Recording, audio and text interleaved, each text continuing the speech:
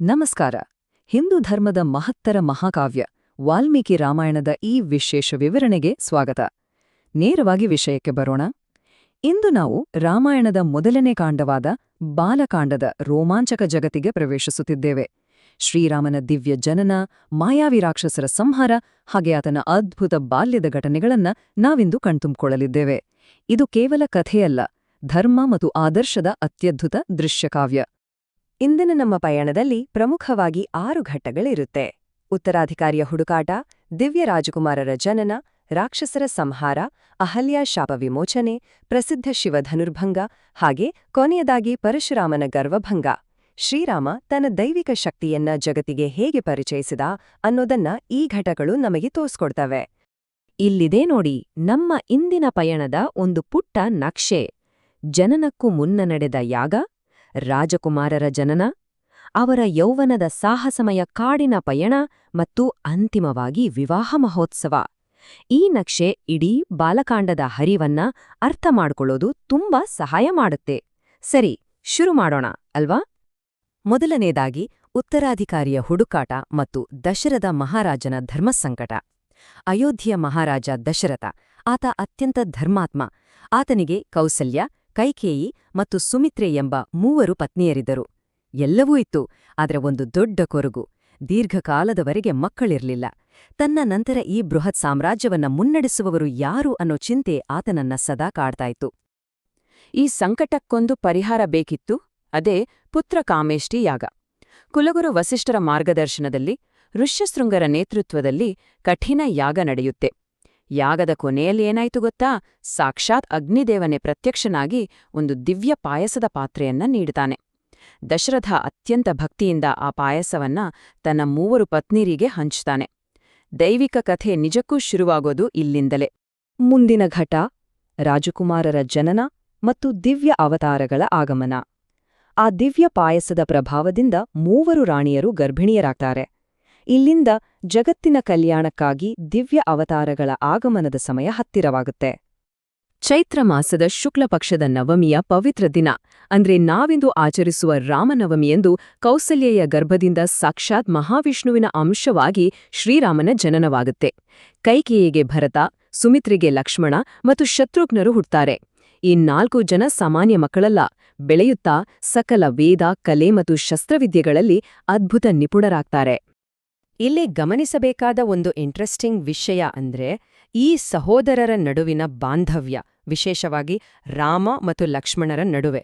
ಲಕ್ಷ್ಮಣ ಯಾವಾಗ್ಲೂ ರಾಮನ ನೆರಳಿನಂತೆ ಇರ್ತಿದ್ದ ಅನ್ನೋ ಮಾತು ಅವರ ಆ ಬೇರ್ಪಡಿಸಲಾಗದ ಪ್ರೀತಿಯನ್ನ ತೋರ್ಸುತ್ತೆ. ಇದು ರಾಮಾಯಣದ ಮುಂದಿನ ಘಟನೆಗಳಿಗೆ ಭದ್ರವಾದ ಬುನಾದಿ ಕೂಡ ಹೌದು. 3ನೇ ಘಟ್ಟ ಕಾಡಿನ ರಾಕ್ಷಸರ ಸಂಹಾರ ಮತ್ತು ಗುರುವಿನ ಅನ್ವೇಷಣೆ. ರಾಜ್ಕುಮಾರರಿಗೆ ಯೌವನ ಬರ್ತಾ ಇದ್ದ ಹಾಗೆ ವಿಶ್ವಾಮಿತ್ರರು ಅಯೋಧ್ಯೆಗೆ ಬರ್ತಾರೆ. ಅವರು ದಶರಥನಲ್ಲಿ ತಮ್ಮ ಯಾಗಕ್ಕೆ ಅಡ್ಡಿ ಮಾಡ್ತಿರೋ ರಾಕ್ಷಸರನ್ನ ಕೊಲ್ಲಲು ರಾಮಲಕ್ಷ್ಮಣರನ್ನ ಕಾಡಿಗೆ ಕಳಿಸ್ಕೊಡಿ ಅಂತ ಕೇಳ್ತಾರೆ. ಭಯಂಕರ ರಾಕ್ಷಸರ ಎದುರು ಮಕ್ಕಳನ್ನ ಕಳಿಸಲು ದಶರಥನಿಗೆ ಭಯ ಆಗೋದು ಸಹಜ ಅಲ್ವಾ? ಆದ್ರೂ ಗುರುವಿನ ಮಾತಿಗೆ ಕಟ್ಟುಬಿದ್ದು ಮಕ್ಕಳನ್ನ ಕಳಿಸ್ಕೊಡ್ತಾನೆ.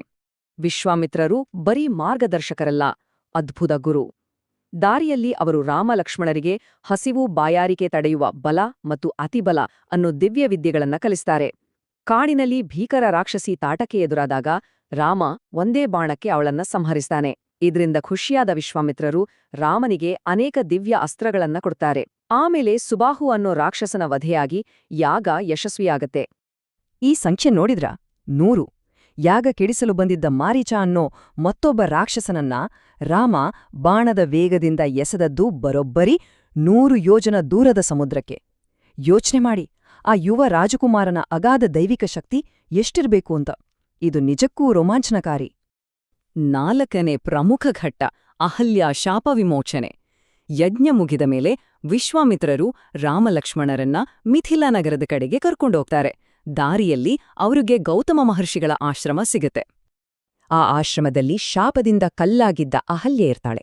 ಶ್ರೀರಾಮನ ಪಾದದ ಧೂಳು ಆ ಕಲ್ಲಿಗೆ ತಗುಲಿದ್ದೇ ತಡ ಕ್ಷಣಾರ್ಥದಲ್ಲಿ ಅಹಲ್ಯೆ ಶಾಪಮುಕ್ತಳಾಗಿ ಮತ್ತೆ ಸುಂದರ ಸ್ತ್ರೀರೂಪ ಪಡಿತಾಳೆ.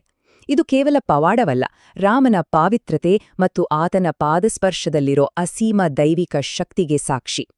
ಮುಂದಿನ ನಿಲ್ದಾಣ ಮಿಥಿಲಾ ನಗರ, 5ನೇ ಘಟ್ಟ ಶಿವಧನುರ್ಭಂಗ ಮತ್ತು ಸೀತಾ ಸ್ವಯಂವರ. ಜನಕ ಮಹಾರಾಜ ತನ್ನ ಮಗಳು ಸಾಕ್ಷಾತ್ ಲಕ್ಷ್ಮೀದೇವಿಯ ಅವತಾರವಾದ ಸೀತೆಗೆ ಸ್ವಯಂವರ ಏರ್ಪಡಿಸಿರುತ್ತಾನೆ. ಪ್ರಾಚೀನ ಕಾಲದಲ್ಲಿ ಕನ್ಯೆಯು ಒಂದು ಕಠಿಣ ಪರೀಕ್ಷೆಯ ಮೂಲಕ ತನಗೆ ಸೂಕ್ತವಾದ ಪತಿಯನ್ನ ಆರಿಸಿಕೊಳ್ಳುವ ಪದ್ಧತಿಯೇ ಸ್ವಯಂವರ.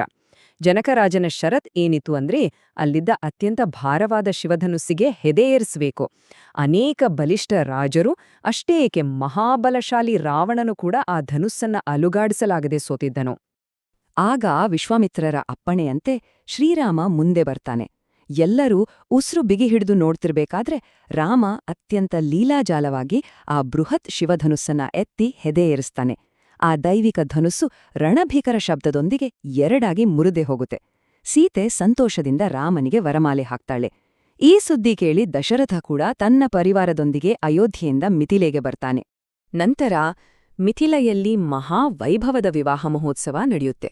ಶ್ರೀರಾಮನಿಗೆ ಸೀತೆಯೊಂದಿಗೆ, ಲಕ್ಷ್ಮಣನಿಗೆ ಊರ್ಮಿಳೆಯೊಂದಿಗೆ, ಭರತನಿಗೆ ಮಾಂಡವಿಯೊಂದಿಗೆ ಮತ್ತು ಶತ್ರುಘ್ನನಿಗೆ ಶ್ರುತಕೀರ್ತಿಯೊಂದಿಗೆ ಅತ್ಯಂತ ಸಂಭ್ರಮದಿಂದ ವಿವಾಹ ನೆರವೇರುತ್ತೆ. 6ನೇ ಹಾಗೂ ಅಂತಿಮ ಘಟ್ಟ ಪರಶುರಾಮನ ಗರ್ವಭಂಗ. ಮದುವೆ ಮುಗಿಸಿಕೊಂಡು ಎಲ್ಲರೂ ಅಯೋಧ್ಯೆಗೆ ಹಿಂದಿರುಗುವಾಗ ಕಥೆಯಲ್ಲಿ ಅನಿರೀಕ್ಷಿತವಾದ ದೊಡ್ಡ ತಿರುವು ಎದುರಾಗುತ್ತೆ. ಶಿವಧನುಸ್ಸು ಮುರಿದ ಶಬ್ದ ಕೇಳಿ ಕೋಪಗೊಂಡಿದ್ದ ಪರಶುರಾಮರು ಬಂದು ದಾರಿ ತಡೆಯುತ್ತಾರೆ. ಪರಶುರಾಮರು ಶ್ರೀರಾಮನಿಗೆ ಒಂದು ಕಠಿಣ ಸವಾಲು ಹಾಕ್ತಾರೆ. ತಮ್ಮ ಬಳಿಯಿದ್ದ ಅತ್ಯಂತ ಶಕ್ತಿಶಾಲಿ ವಿಷ್ಣು ಧನುಸ್ಸಿಗೆ ಹೆದೆ ಏರಿಸುವಂತೆ ಹೇಳ್ತಾರೆ. ಇದು ಬರೀ ಬಲದ ಪರೀಕ್ಷೆಯಾಗಿರ್ಲಿಲ್ಲ, ಇದು ದೈವತ್ವದ ಪರೀಕ್ಷೆ. ಶ್ರೀರಾಮ ಕಿಂಚಿತ್ತೂ ವಿಚಲಿತನಾಗದೆ ಶಾಂತವಾಗಿ ಆ ವಿಷ್ಣು ಧನುಸ್ಸನ್ನ ಎತ್ತಿ ಅನಾಯಾಸವಾಗಿ ಹೆದೆ ಏರಿಸ್ತಾನೆ. ಆ ಕ್ಷಣ ಪರಶುರಾಮರಿಗೆ ಸತ್ಯದ ಅರಿವಾಗುತ್ತೆ. ತಮ್ಮ ಮುಂದಿರೋದು ಕೇವಲ ಮನುಷ್ಯನಲ್ಲ, ಸಾಕ್ಷಾತ್ ಮಹಾವಿಷ್ಣು ಅಂತ ಸ್ಪಷ್ಟವಾಗುತ್ತೆ. ತಕ್ಷಣವೇ ತಮ್ಮ ಗರ್ವ ಬಿಟ್ಟು ತಮ್ಮ ತಪೋಶಕ್ತಿಯನ್ನ ರಾಮಲಿಗೆ ಧಾರೆ ಎರೆದು ಹಿಮಾಲಯಕ್ಕೆ ತೆರಳುತ್ತಾರೆ. ಆಮೇಲೆ ಈ 4 ಜನ ಸಹೋದರರು ತಮ್ಮ ನವವಧುಗಳೊಂದಿಗೆ ವಿಜಯಶಾಲಿಯಾಗಿ ಅಯೋಧ್ಯೆ ಪ್ರವೇಶಿಸ್ತಾರೆ. ಇಡೀ ಅಯೋಧ್ಯೆಯಲ್ಲಿ ಹಬ್ಬದ ವಾತಾವರಣ. ಇಲ್ಲಿಗೆ ಶ್ರೀರಾಮನ ದೈವತ್ವ ಸಾರುವ ಬಾಲಕಾಂಡ ಅತ್ಯಂತ ವೈಭವದಿಂದ ಸಂಪೂರ್ಣಗೊಳ್ಳುತ್ತೆ. ಆದರೆ ಈ ಸಂಭ್ರಮ ಬಹಳ ಕಾಲ ಉಳಿಯುತ್ತಾ? ಖಂಡಿತ ಇಲ್ಲ. ಮುಂದಿನ ಅಯೋಧ್ಯಾಕಾಂಡದಲ್ಲಿ 14 ವರ್ಷಗಳ ಕಠಿಣ ವನವಾಸಕ್ಕೆ ಕಾರಣವಾಗುವ ಆ ಕರಾಳ ಘಟನೆ ಯಾವುದು? ರಾಮನ ಪಟ್ಟಾಭಿಷೇಕದ ಸಮಯದಲ್ಲಿ ಕೈಕೇಯಿ ಕೇಳುವ ಆ ವರಗಳೇನು?